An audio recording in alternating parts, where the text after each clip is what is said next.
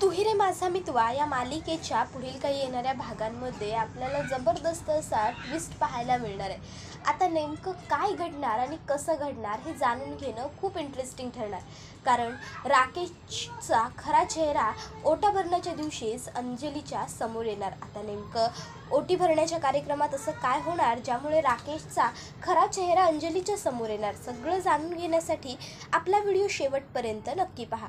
तर मित्रांनो, आता आपण इथे पाहतो की अंजली, मामा, ईश्वरी, अर्णव हे चौघही जण ब्रेकफास्ट करण्यासाठी एकत्र आलेले असतात। तर अंजली ही म्हणत असते, आम्ही लहान असताना दिवाळी म्हटलं की घरात आनंद अगदी ओसांडून व्हायचा, पण आता पूर्वीसारखं काही उरलेलंच नाही आहे। ह्या चिंटूला आणि आकाश बघ, आकाश तर ब्रेकफास्टला अजून आलेलाच नाही आहे। ह्या दोघांनाही ना आता नुसतं काम काम काम हवं असतं। आनंद, उत्साह, चैतन्य, मांगल्य याने पूर्ण घर भरलेलं असायचं पूर्वी, पण आता यांच्या कामामुळे काही म्हणून उसंत मिळत नाही यांना। त्याबरोबर मामा म्हणत असतो, अगं पण उसंत मिळू शकते आता अंजली। त्यावर अंजली म्हणते, म्हणजे? त्यावर मामा म्हणतो, अगं माझ्या भाच्याला आता तो मामा होणार आहे, त्यासाठी तरी कमीत कमी वेळ काढू देत। त्याबरोबर आता ती म्हणते, म्हणजे मामा? त्यावर आता ईश्वरी म्हणते, मला कळली आहे मामांची पहेली। त्यावर लगेच ती म्हणते, अरे कुणीही सांगा, आपण बोला तर खरं। त्यावर ईश्वरी म्हणते, अहो अंजली ताई, असं काय करताय? तुमचा 6 महिना आहे ना, मग ह्या महिन्यात तुमचं ओटी भरण्याचा कार्यक्रम करायला हवा, तेव्हा आकाश सरांना आणि अर्णव सरांना दोघांनाही वेळ काढावाच लागेल की तयारी करायला। त्यावर अंजली म्हणते, अगं हो की, अच्छा हां, म्हणून मामा असं म्हणाला का की मामांना वेळ काढावा लागेल, आकाश आणि चिंटू बरोबर। त्याबरोबर अर्णव म्हणत असतो, एक मिनटं, यासाठी आम्ही दोघांनी का वेळ काढायचा? ओटी भरण्याचा कार्यक्रम म्हणजे ते फ्रूट्स, साडी आणि तांदूळ ते देतील ना ताईला, मग त्यासाठी आमची दोघांची काय गरज आहे? आणि मी ऐकलं आहे की त्या दिवसात तर आम्ही घरात पण थांबायचं नसतं, मग आम्ही तर ऑफिसलाच जाणार ना। त्यावर ईश्वरी म्हणते, सर काय आहे ना, ओटी भरण्याचा जो कार्यक्रम असतो ना, तिथे पुरुष अलाउड नसतात, पण आत्ता पुरुष असतात फोटोग्राफी करण्यासाठी, व्हिडिओग्राफी करण्यासाठी त्याचबरोबर तयारी करण्यासाठी। अर्णव म्हणतो, माय गॉड। त्यावर ईश्वरी म्हणते, नाही नाही, तुम्ही कुठल्याही गॉडला बोलवलं तरी ह्या सर्व गोष्टींसाठी मी तुम्हाला सोडणार नाही आहे, तुम्हाला मला तयारीला मदत करावी लागेल, करायची आहे ना अंजलीताईंच्या ओटी भरण्याचा कार्यक्रम। त्याबरोबर लगेचच अर्णव म्हणतो, जर ताईला हवं असेल ना तर आपण काहीही करूया ताईच्या आनंदासाठी। त्यावर लगेचच मामा म्हणतो, बघ झाला की नाही माझ्या भाचा मामा बनायला एक पायावर तयारी करायला। त्यानंतर आता ईश्वरी आणि अर्णव अंजलीसाठी छान उत्तम सुंदर दागिने घेऊन येतात आणि ते अंजलीला देत ईश्वरी सांगते की ताई, हे हलव्याचे दागिने आहेत, हे सगळे दागिने तुम्ही घाला। त्याबरोबर आता अंजली म्हणते, वा किती सुंदर, ईश्वरी कुठून बनवून घेतलेस इतक्या पटकन तू? त्याबरोबर ईश्वरी सांगत असते, अहो ताई, नमुताई आहे ना, तिला हलव्याचे दागिने बनवता येतात, त्यामुळे नमुताईने अगदी सहज पटकीने बनवून दिले मला हलव्याचे दागिने। त्याबरोबर अंजली म्हणते, काय? अरे वा ईश्वरी, तू तर हुशार आहेसच, पण नम्रताही हुशार आहे की मग? त्याबरोबर अर्णव म्हणतो, ताई हिच्या बाबतीत डाऊट आहे, पण नम्रता खरंच हुशार आहे। त्याबरोबर ईश्वरी म्हणते, झाली तुमची पुन्हा सुरुवात, आता ठीक आहे, नमुताई हुशार आहे ना, तिलाच बोलवा सगळी पुढची तयारी करायला, मी काही नाही करणार आहे। त्यावर अर्णव म्हणतो, बघ चिडली की नाही लगेच, जर ही हुशार असती तरी चिडली असती। त्याबरोबर ईश्वरी म्हणते, तुम्हीच बोला, मी जाते। त्याबरोबर अंजली म्हणते, कशाला छळतोयस रे तिला, नको बरं। त्याबरोबर मग आता अर्णव, चालू दे तुमचं एवढं म्हणून तिकडनं बाहेर पडतो। त्यानंतर दागिन्यांची सगळी तयारी झाल्यावर आता वेळ आलेली असते, ती म्हणजे साड्या वगैरे खरेदी करण्याची। ईश्वरी अर्णवला घेऊन आता साड्या खरेदी करण्यासाठी येते आणि तिथे आता ईश्वरी ही मला साड्या दाखवा आणि जरा जड साड्या दाखवा असं सांगते।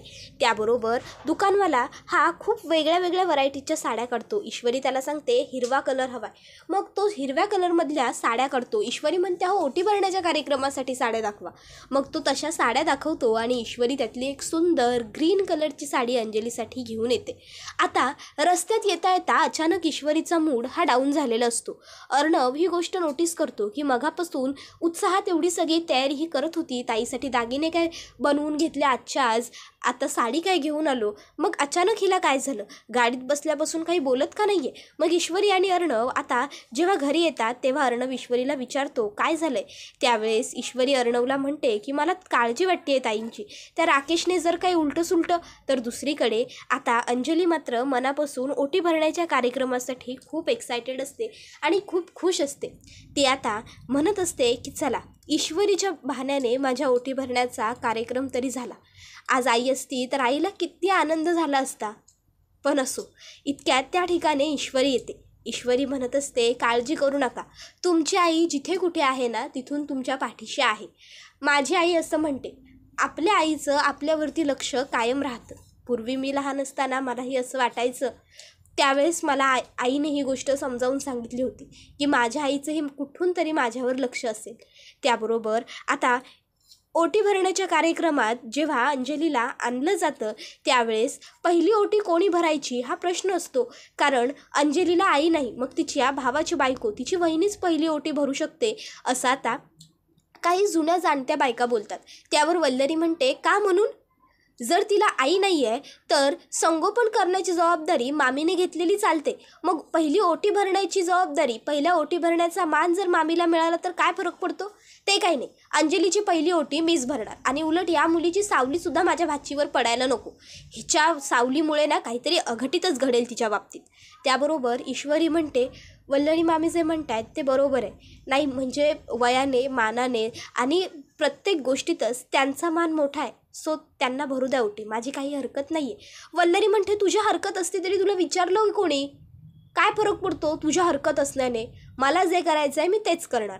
आता वल्लरी येते आणि अंजलीची पहिली ओटी भरते. त्याबरोबर आता ओटी भरतात एक एक एक एक करून बायका. ईश्वरीला वाईट वाटलेलं असतं पण ईश्वरी चेहऱ्यावरती तिचं दुःख दाखवत नाही. ती चेहऱ्यावर अंजलीला असंच भासवते की ती खुश आहे, तिला काही वाटलेलं नाही आहे. आता ओटी भरताना ईश्वरी ही अंजलीला डोळे भरून बघत असते आणि कायम तुम्ही अशाच आनंदी राहा असं सुद्धा म्हणते.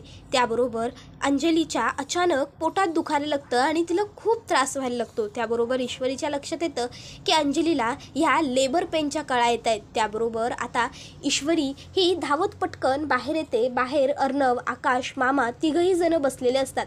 ईश्वरी अर्णवला सांगते की आपल्याला ताईंना दवाखान्यात घेऊन जावं लागेल, त्यांना लेबर पेन होतं आहे. त्याबरोबर आता आकाश हा पटकन अर्णवला म्हणतो दादा मी गाडी काढतो, तू आणि डॅड ताईला घेऊन या बाहेर पटकन. त्याबरोबर लगेचच अर्णव गुड म्हणतो. आता आकाश लगेच गाडी घेऊन रेडी राहतो. अर्णव आणि मामा अंजलीला घेऊन बाहेर येतात.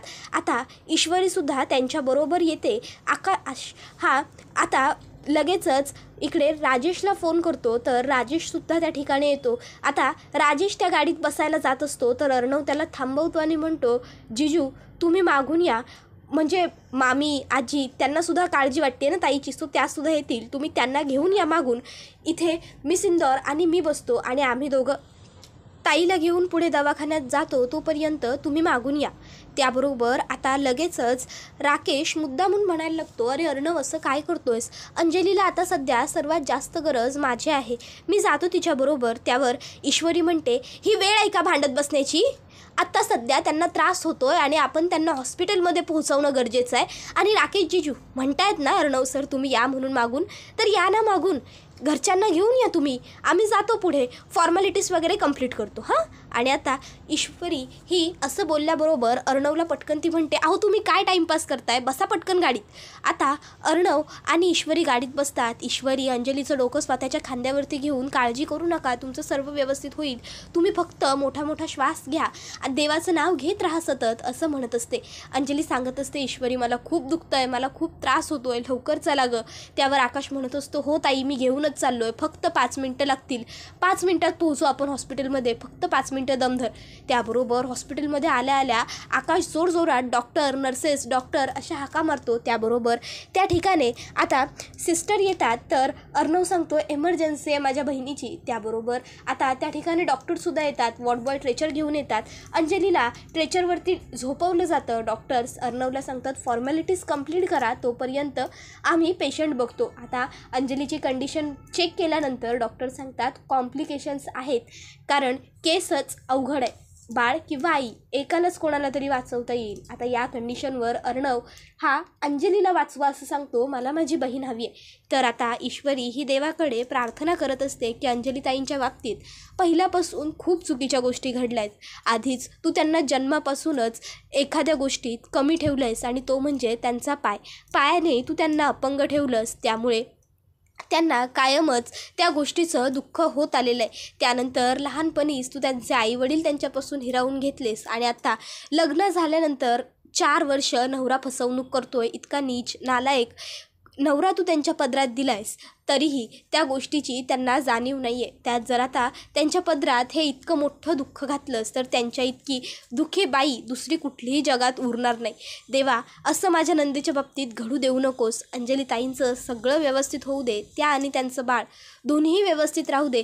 मी स्वतः तुझ्या देवळात येऊन 21 नारळ फोडेन. असा आता ईश्वरी एक प्रकारचा नवस पटकन गणपतीला करते आणि म्हणत असते, गणूबाप्पा, आजपर्यंत तू प्रत्येक वेळेस मी हाक मारली आहे तेव्हा माझ्या हाकेला धावून आला आहेस. आजही तसंच घडू देत आणि आजही माझ्या हाकेला धावत ये. अंजलीताईंना बरं वाटू दे, लवकर सगळं काही क्लिअर होऊ दे आणि अंजलीताई व्यवस्थित राहू दे.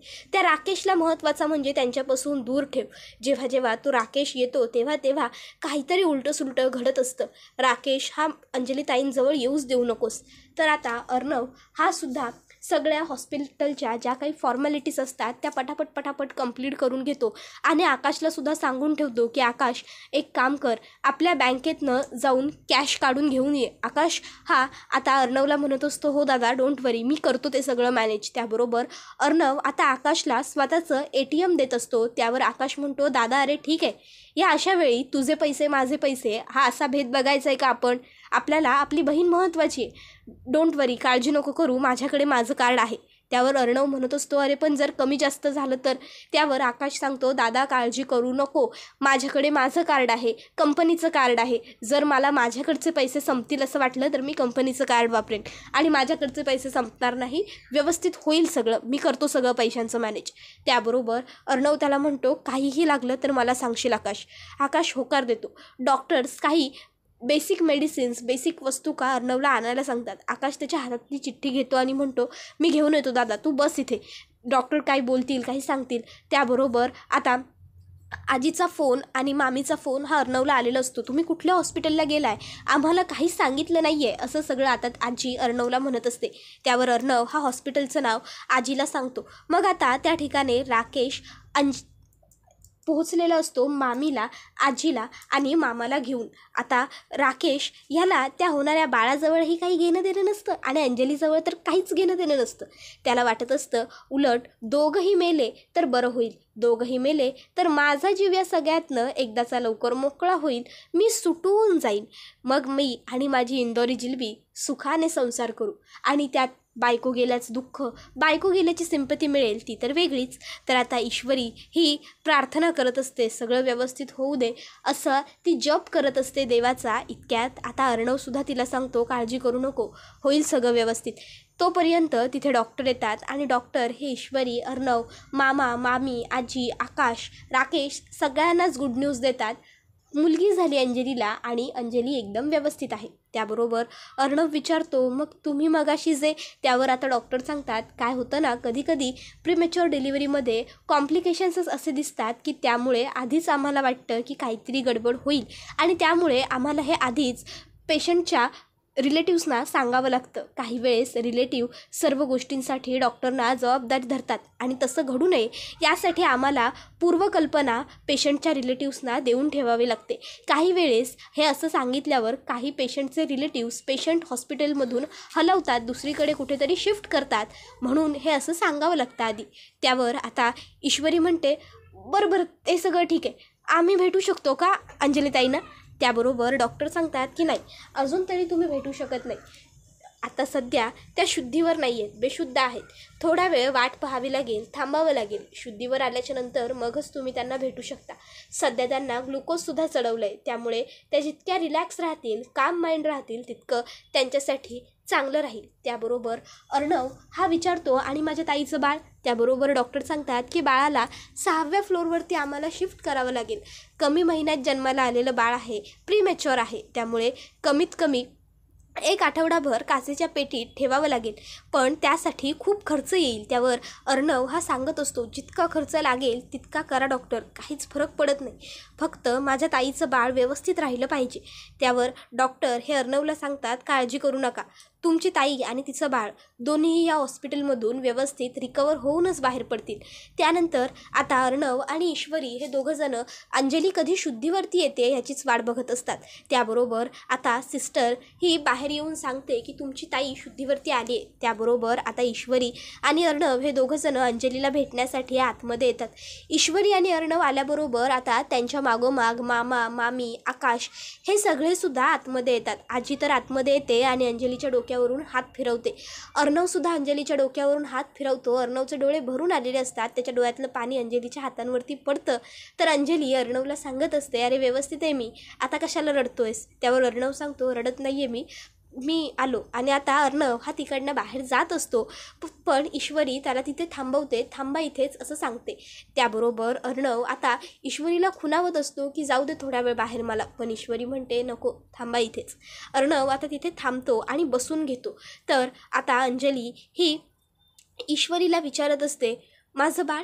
त्यावर ईश्वरी सांगते, हो तुमचं बाळ व्यवस्थित आहे, पण डॉक्टरांनी 6व्या माळ्यावर काचेत ठेवावं लागेल असं सांगितलं होतं, त्यामुळे तिथे नेलं आहे, काळजी करू नका, सिस्टर घेऊन येईल आता. त्यावर अंजली विचारते, तू बघितलंस? त्यावर ईश्वरी सांगत असते, हो मी बघितलं, मगाशी जेव्हा सिस्टर घेऊन जात होत्या ना तेव्हा. तुमच्यासारखं बाळ आहे तुमचं, एकदम सुंदर. त्याबरोबर आता मामी ही सुद्धा अंजलीला विचारते, अंजली बाळा कसं वाटतंय गं तुला? त्यावर अंजली सांगते, मामी ठीक आहे मी. त्यावर आकाश लगेचच अंजलीला कॉफी आणि बिस्किट देत म्हणतो, ताई हे घे, तू हे एवढं खा म्हणजे तुला बरं वाटेल. त्यावर आता अंजली ही ते खाण्यासाठी उठून बसते. तोपर्यंत इकडे राकेशने सर्वात नीच पातळीची जी शेवटची गोष्ट असते ती केलेली असते. अगदी शेवटचा टप्पा त्याने गाठलेला असतो आणि तो म्हणजे त्याने स्वतःचंच बाळ पळवलेलं असतं. स्वतःचीच मुलगी त्याने जी सिस्टर बाळाला घेऊन जाते त्या सिस्टरच्या मदतीने पळवलेलं असतं. आता त्याने सिस्टरला सांगितलेलं असतं की मी तर हॉस्पिटलच्या बाहेर असं बाळ घेऊन येऊ शकत नाही, पण तू जर मला पाठच्या एक्झिटजवळ बाळ आणून दिलंस तर तिथून मी बाळ गायब करू शकेन, आणि जर मी बाळ गायब केलं तर यामधले 50%, कमीत कमी 50% मी तुला देईन. बघ, तुझासुद्धा फायदा होईल आणि माझासुद्धा. आणि राहिला प्रश्न कोणाला कळण्याचा, तर कोणाला कळणारसुद्धा नाही. आता तू ठरव तुला काय करायचं आहे ते. अर्थात त्या सिस्टरलासुद्धा पैसे हवेच असतात, त्यामुळे ती ह्या गोष्टीसाठी तयार होते आणि सिस्टर आणि राकेश असे दोघं मिळून अंजलीचं बाळ हॉस्पिटलमधनं गायब करतात. अंजली म्हणत असते, ईश्वरी म्हणाली होतीस ना माझ्या बाळाला घेऊन सिस्टर खाली येईल म्हणून, अगं किती वेळ झाला, अजून आली कशी नाही? त्यावर ईश्वरी म्हणते, हो ताई येईल की, आपण वाट बघूया ना थोडा वेळ, येईल सिस्टर. अहो तुम्हाला तर माहीतच आहे ना, जन्माला आल्यावर बाळाचं वजन वगैरे करायला पण घेतात, मग वेळ लागतो या सर्व गोष्टींसाठी, त्यामुळे कदाचित सिस्टरला वेळ लागला असेल. येईल सिस्टर. आता जवळपास 15-20 मिनटं होतात पण सिस्टर काही आलेली नसते. तर आता ईश्वरी ही अर्णवला म्हणत असते, इतका वेळ का लागतोय? त्याबरोबर आता लगेचच अंजली ही विचारायला लागते, बाळाचं ठीक आहे, पण बाळाचे बाबा कुठे आहेत माझ्या? राजेश कुठे आहेत? राजेश मगापासून कुठे दिसले नाही आहेत मला. आलेत ना ते सुद्धा तुमच्याबरोबर हॉस्पिटलला? त्याबरोबर मग अर्णवला लिंक लागते की बरोबर बाळसुद्धा खाली येत नाही आहे आणि राजेशसुद्धा गायब आहे. नक्की या सगळ्यामध्ये जर राजेश इन्वॉल्व असला तर यावेळेस मी काही राजेशला सोडत नाही, असं आता अर्णवने ठरवलेलं असतं. अर्णव आता ईश्वरीला म्हणतो, जरा बाजूला येशील? ईश्वरी बाजूला येते. त्याबरोबर अर्णव हा ईश्वरीला म्हणत असतो, ईश्वरी गॉड नोस वाय, बट मला असा डाऊट येतोय की नक्की त्या नीच राजेशचा या सगळ्यामध्ये हात आहे. एवढा वेळ सिस्टरला कसा काय लागू शकतो खाली यायला? त्याबरोबर ईश्वरी म्हणते, म्हणजे तुम्हाला काय म्हणायचं आहे? त्या राकेशने अंजलीताईंचं बाळ? त्यावर लगेच अर्णव म्हणतो, तुला जे वाटतं तेच, पण आता ताईला यातलं काही कळायला नको. नक्की हे खरं आहे की फक्त माझ्या मनाचा भास आहे? पहिलं हे क्लिअर व्हायला हवं. तू एक काम कर, तू इथेच ताईबरोबर थांब आणि तिला आत्ता जसं सांगितलं आहेस तसंच सांग की सिस्टर बाळ घेऊन खाली येईल. तोपर्यंत काय खरं आणि काय खोटं ते मी बघतो. त्याबरोबर ईश्वरी अर्णवला ठीक आहे असं सांगते आणि अर्णव हा तिकडनं बाहेर पडतो. त्याबरोबर हा व्हिडिओ इथेच संपतो. व्हिडिओ आवडला तर व्हिडिओला लाईक करा. चॅनलवर नवीन असाल तर चॅनलला सबस्क्राईब करा आणि बेल आयकॉन आठवणीने प्रेस करा, जेणेकरून तुम्हाला पुढच्या प्रत्येक व्हिडिओचं नोटिफिकेशन मिळत जाईल आणि सर्व व्हिडिओंचा आनंद हा अगदी उत्तम पद्धतीने घेता येईल. मित्रांनो, पुढे काय घडणार हे जाणून घेण्यासाठी आमच्या चॅनलला सबस्क्राईब नक्की करून ठेवा आणि बेल आयकॉनसुद्धा प्रेस करा. पुढचा व्हिडिओ येईपर्यंत टाटा बाय बाय. धन्यवाद. Take care all of you.